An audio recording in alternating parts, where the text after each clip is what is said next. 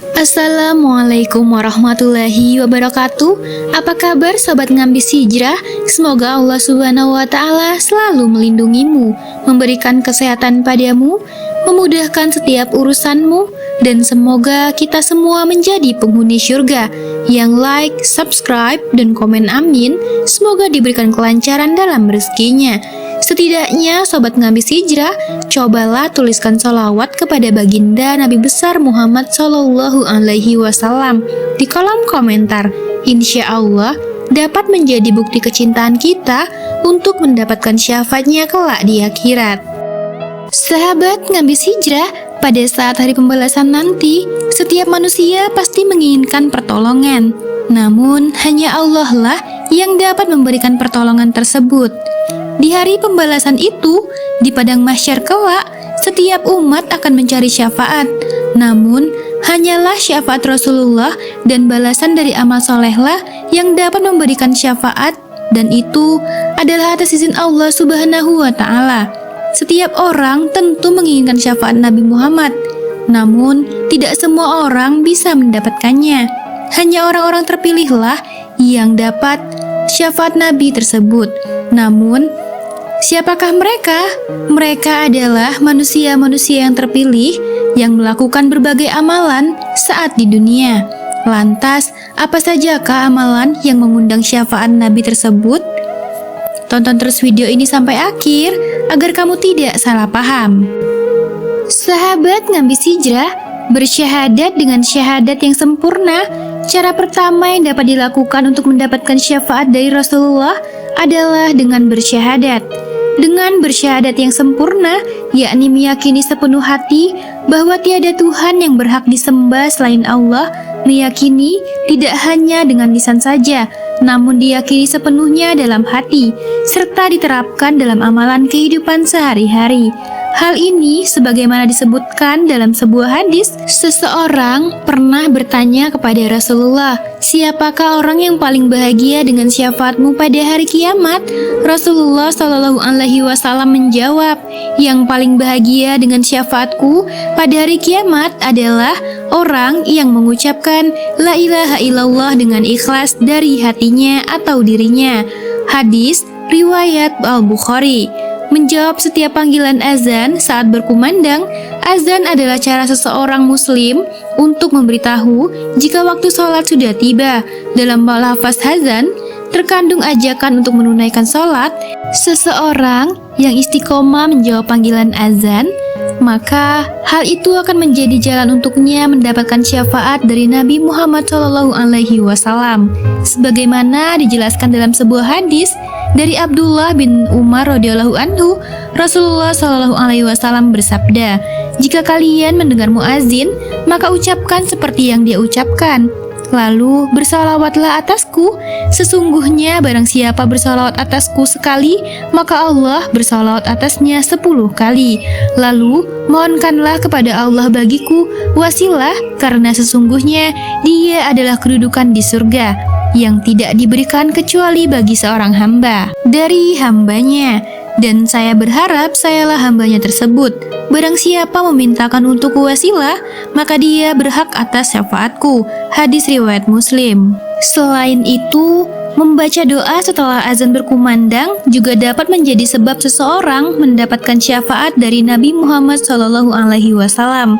Hal ini sebagaimana dijelaskan dalam sebuah hadis dari Jabir radhiyallahu anhu berkata, Rasulullah SAW bersabda, "Barang siapa mengucapkan saat mendengar panggilan azan, Allahumma rabb hazihi da'wati tammah wassolatil qa'imah ati Muhammadanil wasilata wal fadilah wab'athu maqama mahmudalil lazi wa'attah."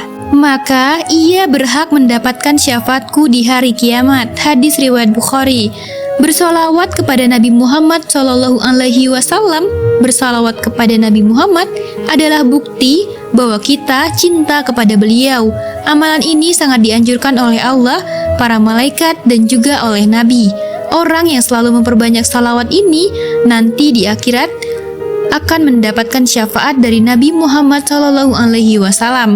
Hal ini sebagaimana dijelaskan dalam sebuah hadis Dari Abu Dardah radhiyallahu anhu berkata, Rasulullah Shallallahu alaihi wasallam bersabda, barang siapa bersalawat atasku 10 kali di waktu pagi dan 10 kali di waktu sore, maka ia mendapatkan syafaatku di hari kiamat kelak. Hadis riwayat Tabrani.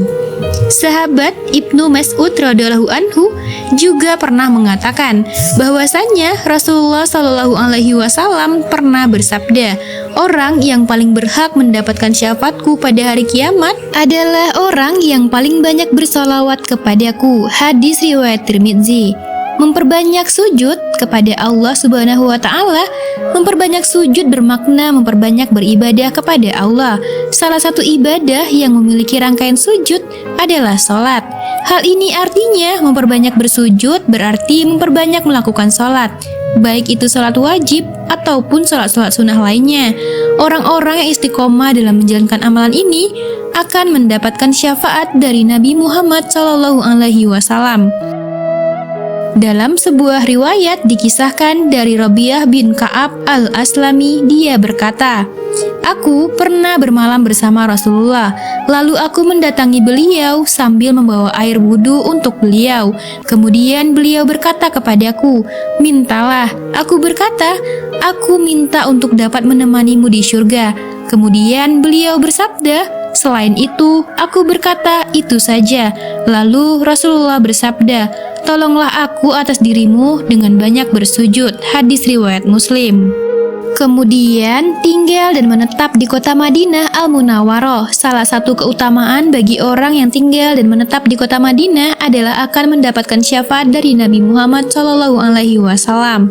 Hal ini sebagaimana dijelaskan dalam sebuah hadis dari Abu Sa'id Al-Khudri radhiyallahu anhu, Rasulullah SAW bersabda, tidaklah seseorang sabar terhadap kesusahannya di Madinah, kemudian dia mati kecuali aku akan memberikan syafaat kepadanya atau menjadi saksi baginya pada hari kiamat, jika dia seorang muslim. Hadis riwayat Muslim. Dalam riwayat lainnya dari Abu Hurairah radhiyallahu anhu, Rasulullah SAW bersabda, tidaklah seseorang dari umatku sabar terhadap cobaan Madinah dan kesusahannya, kecuali aku akan memberikan syafaat padanya. Aku menjadi saksi baginya pada hari kiamat. Hadis riwayat Muslim. Sudah barang tentu keistimewaan ini lebih terbuka lebar bagi penduduk Madinah. Walaupun demikian, tidak mustahil untuk berhijrah ke kota Madinah. Namun, mengamalkan 4 amalan tersebut sebelumnya pastilah lebih mudah untuk dilakukan. Keempat amalan tersebut pun sudah cukup untuk kita mendapatkan syafaat Rasulullah jika dilakukan dengan ikhlas semata-mata mengharapkan ridho dari Allah Subhanahu wa Ta'ala. Sahabat Ngambis Hijrah, demikianlah pembahasan mengenai 5 amalan yang dapat dilakukan untuk mendapatkan syafaat Nabi Muhammad nanti di akhirat. Semoga dengan menonton video ini, kita menjadi lebih termotivasi untuk melakukan berbagai amalan kebaikan dan dengan izin Allah, kita menjadi orang-orang beruntung dan termasuk di antara umat Nabi Muhammad yang mendapatkan syafaatnya. Amin, amin ya robbal alamin. Wallahu a'lam bishawab. Jika terdapat kesalahan dalam penyampaian ini, saya mohon maaf yang sebesar-besarnya, karena saya hanya manusia biasa. Kesalahan adalah hal yang mungkin saja saya lakukan. Dan jika ada benar, itu adalah dari Allah Subhanahu wa Ta'ala. Semoga bermanfaat. Wassalamualaikum warahmatullahi wabarakatuh.